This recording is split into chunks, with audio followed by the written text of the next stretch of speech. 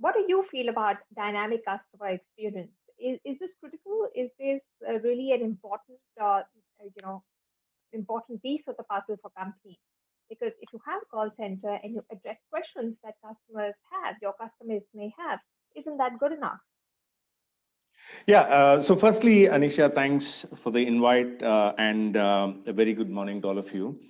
So I think on dynamic customer engagement, if you look at, for example, products like a smartphone, at a point in time, the touchscreen technology was, something that was very exciting, and it obviously delivered outstanding experiences to people. But then it became a basic necessity. It became hygiene, and then came a camera on the phone, and then came two cameras on the phone, then came three cameras on the phone, then came a Zoom functionality, then came earpods, wireless, wired wireless, AirPods, and whatnot.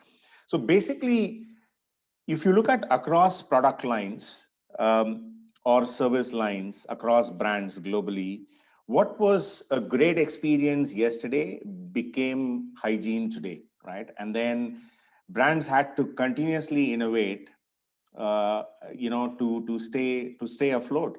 And that's basically dynamic customer experience, and it's there every day.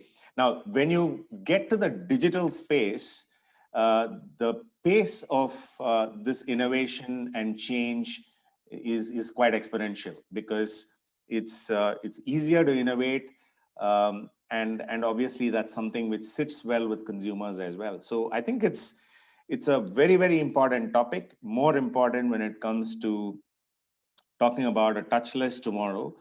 And I think even organizations that were, delivering products and services in a very physical brick and mortar environment have moved digital. Cinema is a big example, where I don't know how many people go to theaters today versus watching movies on Netflix or Prime and so on and so forth. So there is a clear divide I can see between what I would call as a pre-COVID era and a post-COVID era, which has actually changed consumer preferences. It was changing, but it's changed even more rapidly in the last, I would say, 15 months since that divide happened during COVID. And I think I think that's here to stay. I don't think consumer behavior, once consumers have experienced a particular convenience and a great experience, I don't think they're going to go back, because the world is going to go back to pre-COVID days. Of course, there are certain areas where there are human elements and culture, etc., which I think we will have some time to talk about. Right. Mr. Atmalingam, like Mr. Sai Narain has said that, you know, the dynamic customer experience is like, evolution through the years of, what the customer wants. But is it optional for companies, or is there no way out? Because if should you not do it, will you lose your customer to a competitor? And how critical it is to the success of a company. Um, Thank you, Anisha. It's very important element. That's the way forward. That's the future. I always, in my consulting work, I tell my clients, future-proof your business. You can't do your business the way you do today in 5 years' time. It's completely different. Who are going to be your customers in 5 years' time? You have to study them today. Who are they? Let's say your customer base is like 20 to 25 years old today. In 5 years' time, you're going to get somebody at the age of 15 today to come on board as your customer. And those at the age of 15 years old, they don't talk to each other. They communicate through gamification. They communicate through apps, and they prefer to talk to digital world compared to real people. So are you prepared to welcome them on board as your customer? Or are you going to wait your competitors to innovate ahead of time and you try to catch up with them? So I always tell, if your company is more than 20 years old, whoever designed your processes, system processes, technology in your company probably would have been holding a Nokia 3210 in their hand, and today is no more in the market. If 10 years and above, probably our friend were very proud with his BlackBerry in his hand. Today, BlackBerry is, God knows where it is. So where I'm coming to is, always have that 5-year strategic CX transformation plan and work towards it. lead the industry, innovate ahead of time and stay ahead of time. Study your consumers, who are going to be your customers in 5 years time, and do a research today, their behaviors, who are they, their demography, their psychography, understand them in and out, and prepare a platform for them and welcome them in the future. That's the way forward. There's no two ways about it. Thank you. All right, so you have to watch. Mr. Rodriguez, do you think that companies have made the mindset shift to focus on customer engagement? Because call centers are seen as a support function and a cost area. It doesn't boost the bottom line. You're just a support function. So have the companies now shifted from that mindset that if you centralize the customer experience, you will keep the customer, and that benefits your bottom line. Before you adopt something, because everybody else is, are you ready mentally to work on this in the future? Right. No, I think this is a great point, Anisha, that you brought in. And some people say that customer service is the new marketing. Yeah. So you've got people in marketing throwing money all the way to get customers, but then on your retention side, you kind of don't take too much into consideration, right? Because you are onboarding so much, and sometimes you're not looking at how much you're actually retaining. And if you're asking me if that is a cost, I wouldn't say, I don't think that is a cost today. It's a critical part of your customer experience. And I think especially for banks, right? Because it's one of the businesses that there is a lot of human interaction still. Yeah, in some others that can be very minor because it's just really, it's either you're buying a product or so. But I think because banks is really connected to money and to a situation where you know about your health, so there's other aspects that we need a human to interact. So at certain times we really thought of, okay, can we automate some of the things? Can we automate the interaction between the customer with AI or a chatbot?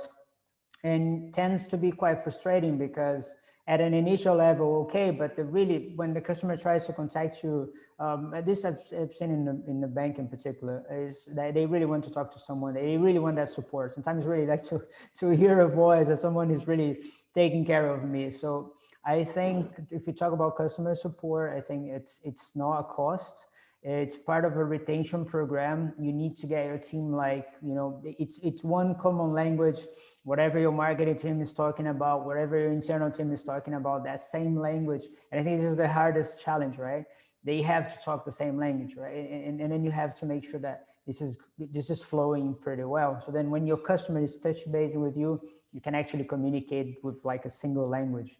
So, again, I think two other colleagues here have raised interesting points about looking at the future, right? About the dynamic CX, which is more of that situation about fluids, user experience, right? So if you go, you use Amazon, you use Facebook, and then you use another type of business like bank, which is very regulated, and you expect the same type of conversation in the same type of, the same level of SLAs, so to say, right? The technical term I'm using now, but like, they want you to, like, if you send a message on social media or on any channel, they want an immediate response. So that's the challenge I think that we see more coming up. Right. And Anisha, if I can just add a point to what Guil said on and what you spoke about cost, service as a cost. I think it's not new to many industries, the concept of service to sales. A customer is most disposed to listen to you about your products and services when the customer is most satisfied, right? So if you've had a great service conversation, I don't think there is a better time to talk about the value of your propositions or your offering to a client. And therefore, many organizations, and I can talk about HSBC, for example, even since you spoke about the contact center executive is today fully equipped to talk to the customer about the products and services of the bank. And of course, they have limited time because every call is anything between 50 seconds to 200 seconds and not more.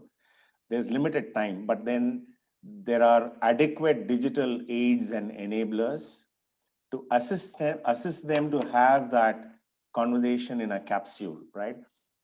Now, that cannot be replaced by completely a digital tool, but you can always enable that human being to have a more efficient conversation in that short window of time. Right. Mr. Sai Narain, could you give us some examples? What I want to understand is where does digital transformation fit in with customer experience? Yeah, everything is digital. But could you give us examples of companies that have succeeded doing this, that dynamic customer engagement has brought them real returns versus those who perhaps are still reactive, still follow the old school of customer care and are losing out because of that? Yeah, I think see digital transformation. If you look at brands like Microsoft, their stock price went up like 250% in a space of 4 to 5 years. There is also Hasbro, which is a toy company, 200% around the same time window. Best Buy, 200%. Even Nike went up 69, 70% in just 18 months to 24 months when they started using e-commerce as a platform to market their products. So it is a fact that companies that have transformed their interaction model digitally have seen exponential growth. What they have also seen is client stickiness and intent to return, right? Which are extremely important parameters to measure. So they have seen that customers buy roughly 60% more and they buy 90% more frequently. And different brands have different statistics.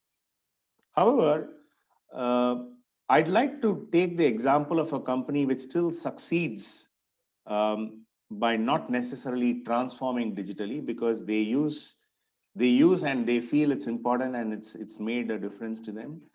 The fact that culture is extremely important, which is Disney. And we've done some extensive work partnering with Disney in terms of not changing, but enhancing the culture in the organization towards being more customer centric.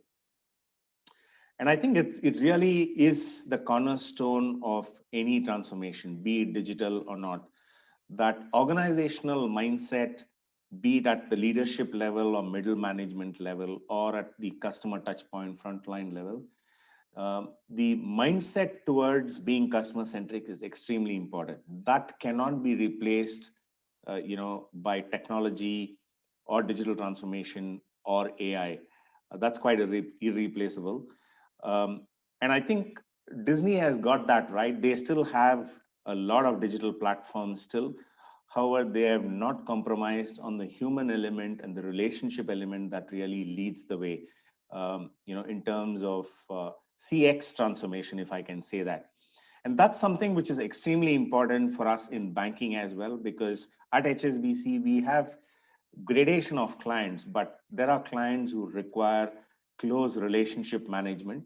And that's something we continue to offer. While we have strong digital offerings, we continue to offer the human element because it's ultimately the client's choice to decide on how they want to interact with the organization. Right. Mr. Rodrigues, wanted to know from you, how do you build your stack so that you have dynamic customer engagement? What are the tools that you will employ? What kind of data would you require? Right.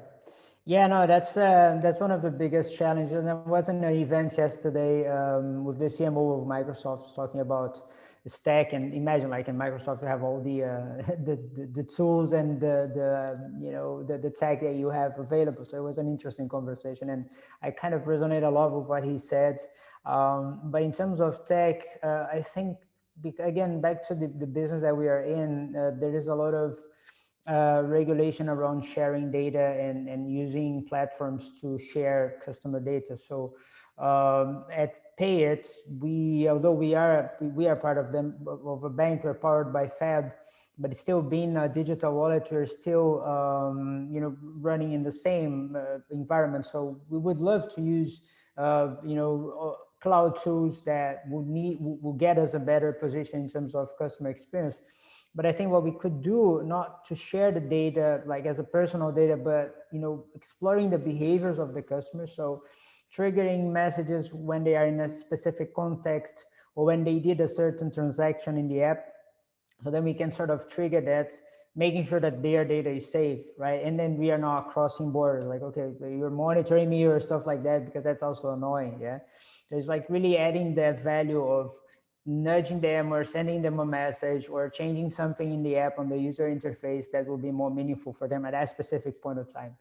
And I think that by using those tools and not sharing them and using the data that we're generating by behavior, we could then actually get into a better CX position.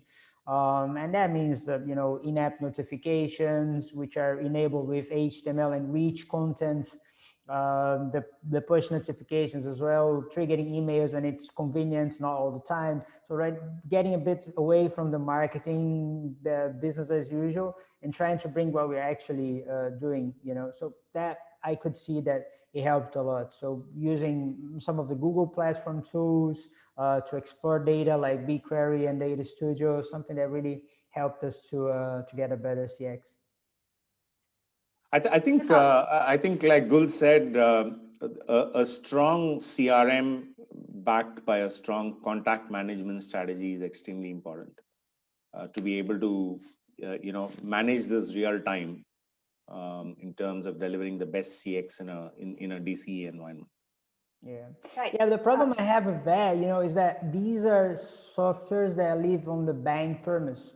And all the digital information that I have, for example, for social media, for support, for ticketing system that I live online, app reviews, for example, they are not brought in to the CRM. So at the end, you don't get the interesting view that you would like to have. So of course, and then you have your call center, which has some other information, and you have all your partners that are running, you know, like say MasterCard or so on. So it is, I think we perhaps other, you know, other business has less challenges that we have, but for us really to talk about a 360 view of a customer is like, it's an interesting challenge. Yeah. Yeah. But I agree with you. Yes, a CRM makes a lot of difference, but for us having digital and app, it is a challenge. Right. Mr. Atmalingam, could you give us examples? Because Mr. Sai Narain said that, you know, there are different grades of customers and customers have preferences. Some may want to interact digitally, some may want in person. Now, you know, Mr. Rodrigues has spoken about the tools required, but how do you find a balance on, you know, the human element that will be there in the customer engagement as well as the technology side, the digital apps that you'll have? How will you find the best balance? And could you give us some examples of companies that may have done so? Yes, definitely. The best balance is there are always three elements in transformation or in any business operation, which is people, process, and technology. You can't run away from that. Uh, for me, in customer experience, what is important is the human element. You have to look after your customer's emotion. So I always encourage my clients to let the technology enable the processes. Let the technology drive the innovation, let the technology, the AI and everything, look after the processes. Reserve your humans, your employees' time to look after your customers' emotion. Let the human look after the emotion, and let the technology create a seamless experience for employees. So they don't have to go from platform to platform to look for information, to reply to the customers and so on. So the digitalization is about enabling seamless work experience for your employees, where your employees are responsible to look after your customers' emotion. I will put it that way. Thank you. All right. And how do you empower your employees to be ready with whatever is required? Mr. Atmalingam, any examples? Yes, it works with, it always starts with an awareness. In learning competencies, we have these employees are always at a stage that I don't know that I don't know, meaning they are not aware that their customers are having some pain points at certain areas. So normally in my consulting, what I'll do, I'll just take them out to Starbucks or coffee shop or Baskin Robbins, wherever. Have the real experience of a customer, come back, you do the journey map, and they can see what are their pain points with the coffee shop and so on. So I will tell, if I take all of you out from this training room, I bring a bunch of your customers in. Do you think how your journey map will be? Then they'll get that awareness. Okay, I never thought about it. So the real experiential journey for the employees is so important. They need to know the modern days tools, the journey maps and everything, how to use them wisely, to understand, to empathize the customer. So it starts with awareness, then it's a mindset shift. It's a paradigm shift where the entire organization from CEO to the cleaner must have the mindset shift from process and product to customer-centric organization. Otherwise, if a department is initiating the change and they are driving through department after department, it's not going to work. It's a company-wide transformation. I will tell CX is a business model innovation and also a change management program. Anisha, can I come in here because I have a very important point to pick up from Santhakumar. Do we have a couple of minutes? Yes, Mr. Sainer, and I wanted to come to you and understand what culture is, something that you spoke Absolutely, about. absolutely. Thank you very much. So that's exactly what I'm getting into, because what Santhakumar said is a brilliant point. I alluded to Disney a few minutes back. So the work we at HSBC did with Disney was a complete paradigm strategic shift on client experience, and it was rooted on people and culture. And the program which we created, and it's now 2 years old, is called SMILE, stands for Service Magic Through Innovation, Listening, and Agile Execution. But it basically has 4 building blocks. And the first and the most important foundational building block is culture. And the second is obviously the nuts and bolts of processes, digitization, etc. That's BAU, it's got to be done. And the third is benchmark right, i.e. benchmark your customer experience with the best customer experience in the industry, not necessarily in your industry, but across any brand. So we actually started benchmarking and looking at NPS scores as something which we use, not against another bank, but the best NPS brand, right? And that's normally one of the digital brands which has the best NPS. Because the consumer is actually not benchmarking us with another bank, but with the best experience they've had, which could be even a best smartphone. And that's what we are trying to compete with, challenging as it may be. And the fourth building block is actually the delivering the magic moment at the touch point with the customer. And that's where, UX and UI and digital deliveries, etc., come in, because you could have got everything right in terms of people, culture, extremely important. Your customer journey, which is your nuts and bolts, process, digitization, etc. You could have benchmarked it right. But at the moment of truth with the client, we need to deliver that magic.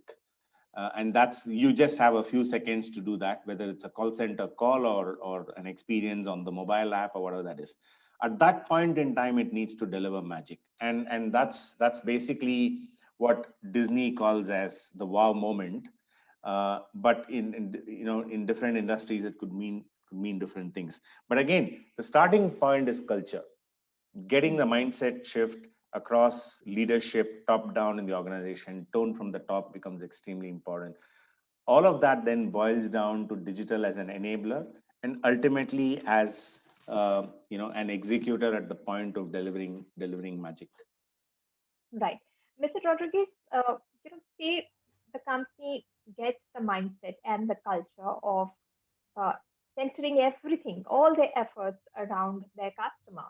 Now, how do you get to know your customer better? You spoke about the different tools that you have to get this dynamic customer experience. How to understand the customer better so that you serve him in the best possible way. What will be the role of artificial intelligence in understanding the customer and then predicting what he wants so that you serve him before he even asks you for it? Yeah, no, I think that's cool, and everybody's talking about AI and trying to find out the sweet spot of how artificial intelligence can be best utilized to their business. Yeah, and I think we've explored something around customer support. We can think about next best actions, as you said.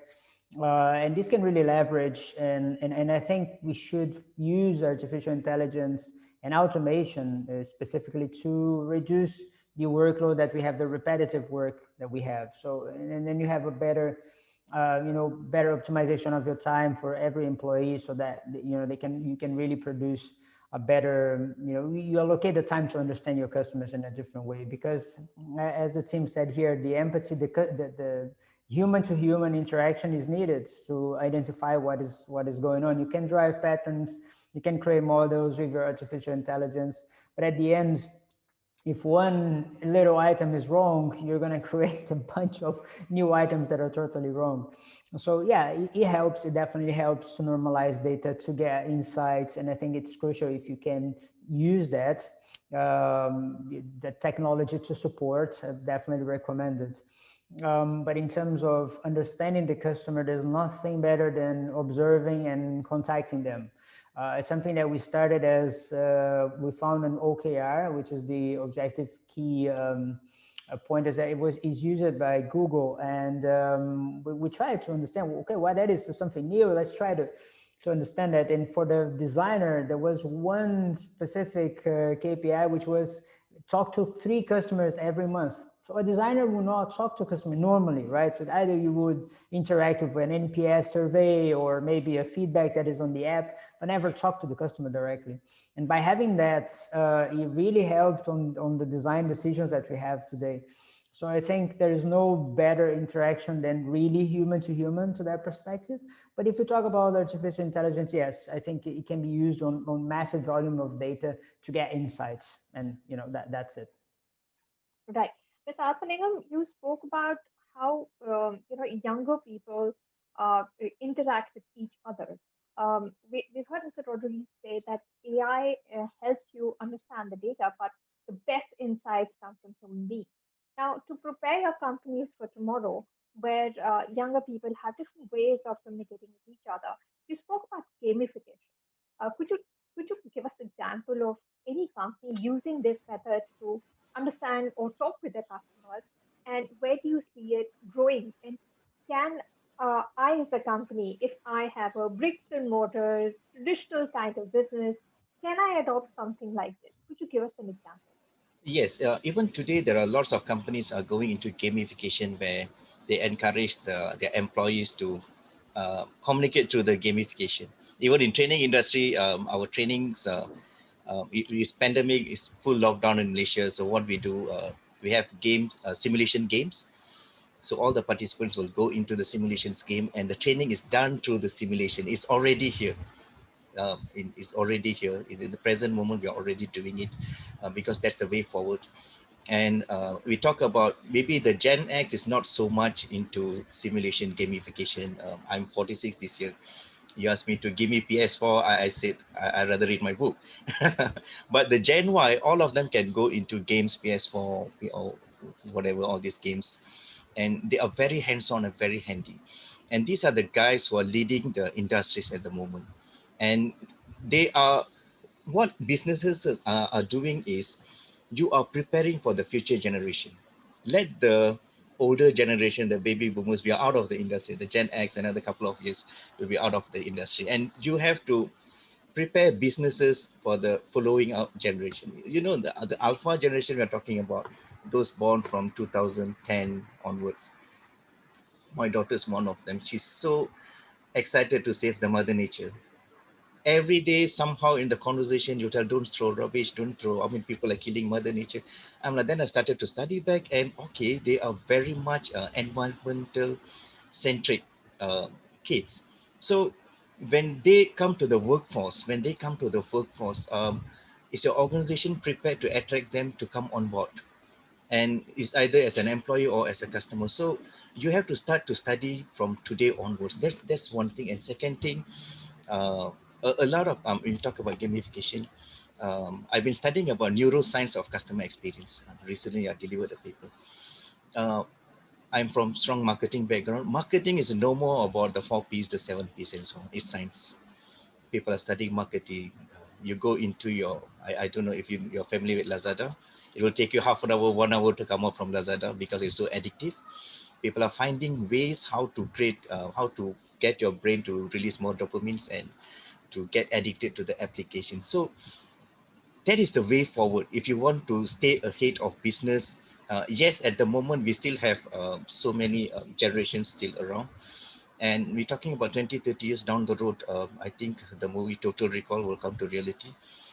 So let's work towards that. Somehow you can see the technology leaders inventing the world, and now Elon Musk in the mission to conquer Mars, right? So it's happening. Change is happening. Technology advancement is happening now. So just stay ahead of time and follow the trend and be the market innovator. Again, I will tell, be the market innovator. Let your competitors follow you. Don't wait for your competitor to become the innovator and you try to catch up with them. Then it will be another Nokia. Okay. Right. Also, I think, Santa, to your point, it's often seen as, culture or the physical world and digitization, AI, or the gamification and the new world. It's seen as an either or. It need not be, right?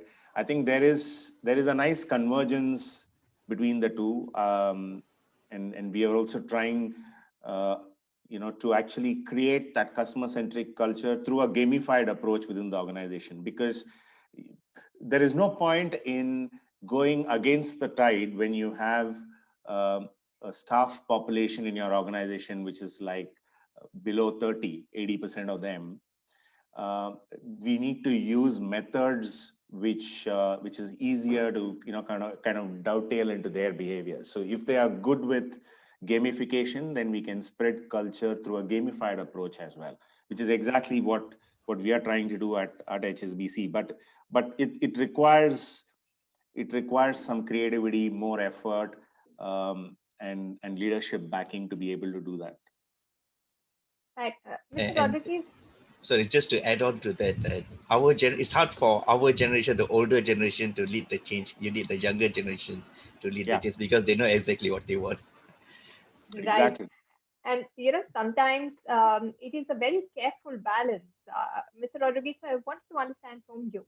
Mr. Atmalingam spoke about gamification because you endear yourself to the younger audience like this. Mr. Narayan spoke about adopting this as a culture within the organization.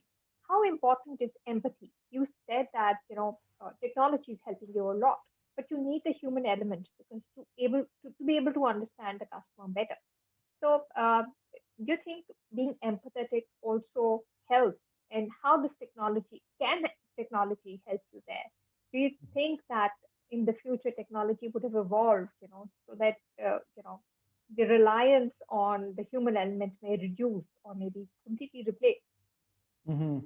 Yeah, no, I think it's hard to say what we've been through and then we're still in, and as we would be probably in a physical place today talking about that, right? Today we are in digital, and I think that move of the calls and online meetings and so on helped on getting a better sense of empathy. Of course, it's something that you evolve through all the time. Not everyone has it. I've been, in a user testing once with my tech colleague, and then instead of observing, he was like fighting himself, trying to understand why is this not working, why is this breaking. And he was actually teaching the user how to do the specific task, right? So instead of being empathetic and trying to understand how the customer understand, he was really like on his own trying to understand and fix it. Well, yeah, technology could work. I am not seeing anything on that front yet, right? It could be, again, back to that conversation around a lot of data that we collected, and then we're trying to make sense of that using technology like artificial intelligence. And I think that helps a lot. I think if you look at we've been far away on that. Like if you look at the new airplanes that have been built now with the situation of Boom, for example, building supersonic planes, and they are only able to do that because the technology allows them to do it. So they reduce the cost so much because then they can simulate a lot of events and sort of constraints by using artificial intelligence and then the data that they're generating.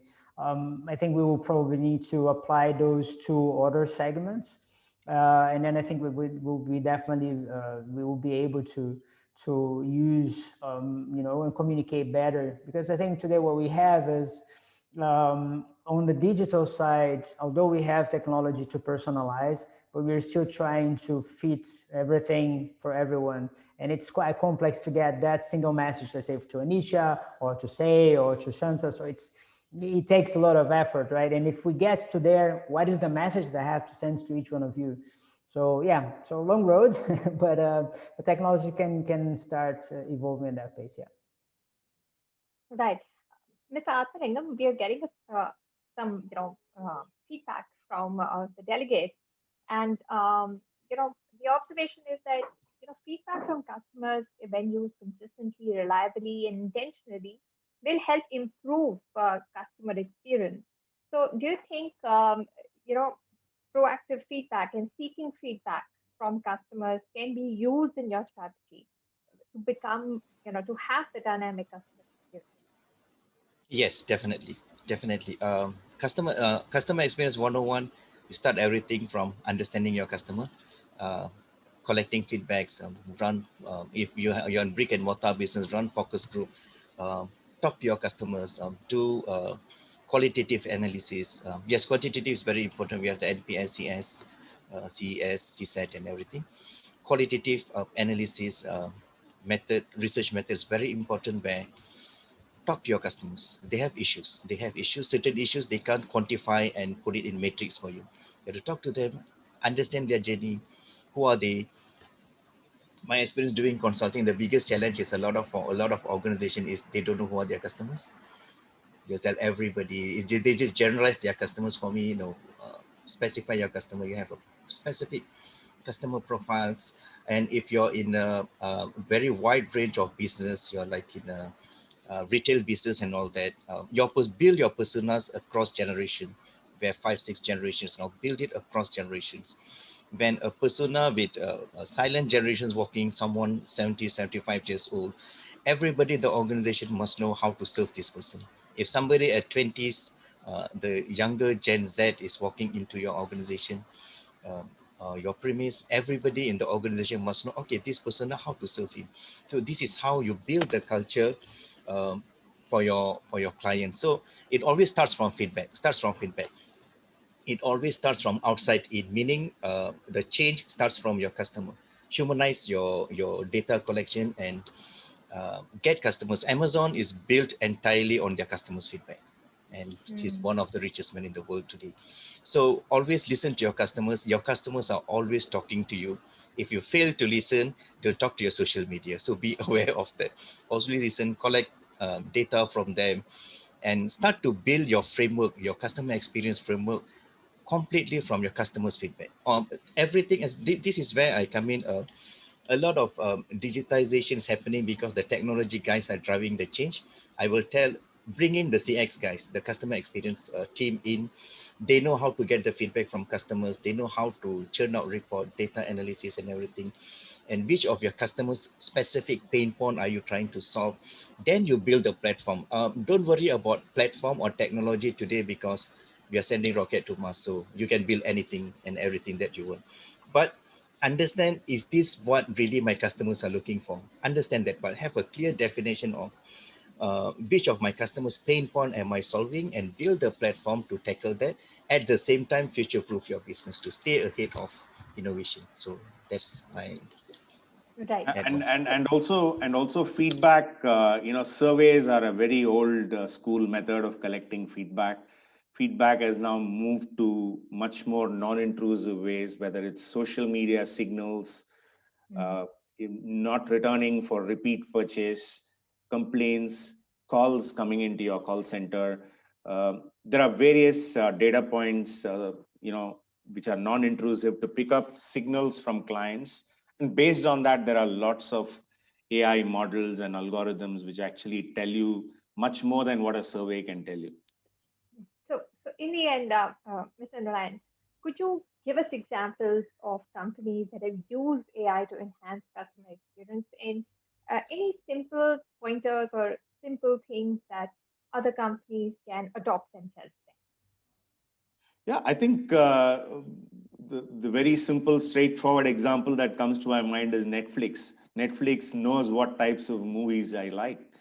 based on what I watched before, and it just pops up and prioritizes, to my taste. So that's a great example. You also have this in other e-commerce platforms where, product prioritization happens based on previous interactions and usage. So I think today AI is everywhere, quite prevalent across industries. But like I always say, we keep going. I think we are very aligned as speakers in this panel. We keep going back to the human element.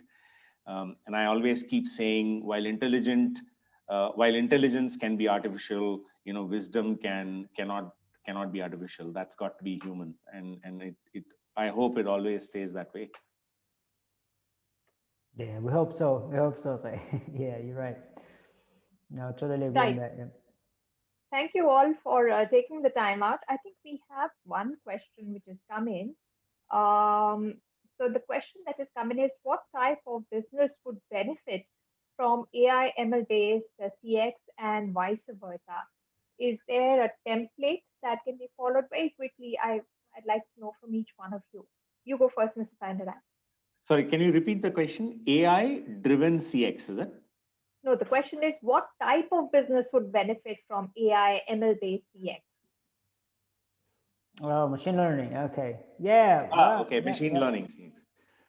I would request Mrs. Sai Narain to go first, and then I'll come to the rest of you. Yeah. I mean, I don't know if any business cannot benefit. In my view, every business can benefit. Maybe there are exceptions. I can talk a lot about AI and machine learning based CX in the banking industry. We do something called, it's quite common in the banking industry, which is customer lifecycle management. From the day the customer comes in, every 15 days or every 30 days, there are event-based triggers which your AI algorithm throws up, saying this customer has not engaged on his account or on his credit card and so on and so forth. So this engagement is required, this offer is required, or this customer has a particular need. Please have a conversation with the customer, and so on and so forth. So this is an ongoing life cycle process, which is all AI based. Very prevalent in banking, has different names, takes different forms, but ultimately it just follows the same principle. And like I said earlier, for example, the entertainment industry, the e-commerce industry, it is relevant in pretty much everything I can think of, every industry I can think of. Your thoughts, Mr. Rodrigues? Do you think any industry can use this? Who would best benefit from using AI ML based CX? Right. I think I don't think there is a best. It's more of what you can do with artificial intelligence, deep learning, machine learning, whatever technique you want to use. With the cost that translates to your business. I think that design thinking is something that I like to use as an example. So everything that works for the technology, it works for people, and then it works for your pocket, right? So for the business as well. So these three verticals have to be aligned. So if AI makes sense for your business, and that's an evaluation that each one have to do, very well and good. Yeah, for banks it works, and I think it works even better internally than externally, even like not directly to the customers. I think the impact on having AI internally will ultimately deliver a better experience. So we could remove everything, which is like interacting with the customer. We could do that manually, but as long as we have the information and the automated steps and processes, and we can shorten the timelines that are today, we are in a better shape. So that's for banks. And then if we look around, let's think about retail. How can AI then evolve? And let's say with image identification of the CCTV cameras, could we do something? So yeah, it needs analysis and cost, and if adds the value to people, business, and technology. Santhakumaran, your last words. Okay. The question is how deep you want to go into the rabbit hole. Technology is there. You have to understand. Again, I will come back to, just because technology is there doesn't mean you jump on the bandwagon, you transform the entire organization, prepare for your customers, and your customers who are working in their 70 and 80 years old. So it's not going to help them either. So identify your customers. Who are your customers? Which of your customers' pain point are you trying to solve? Build solution for that pain point. and to create a seamless experience, end-to-end experience for your customers. Use all the available AI, AR, I mean, just name it, IoT, machine learning, everything to enable the technology and process to support your client to win. Your customers want to win. They want to have the best deal. They want to have the better deal than your organization. Make them feel that it's married, you always, I mean, if your husband, you know, you let your wife win always. It's the same analogy here. Let your customer win. They'll be happy. They'll tell the whole world around that, and they'll become your advocate. So the focus of CX is use anything and everything that's possible. Understand your customers, let them win, and turn them into your advocates. Let them speak for you, and their word is more powerful from any advertisement and promotion that you're doing out there. Thank you.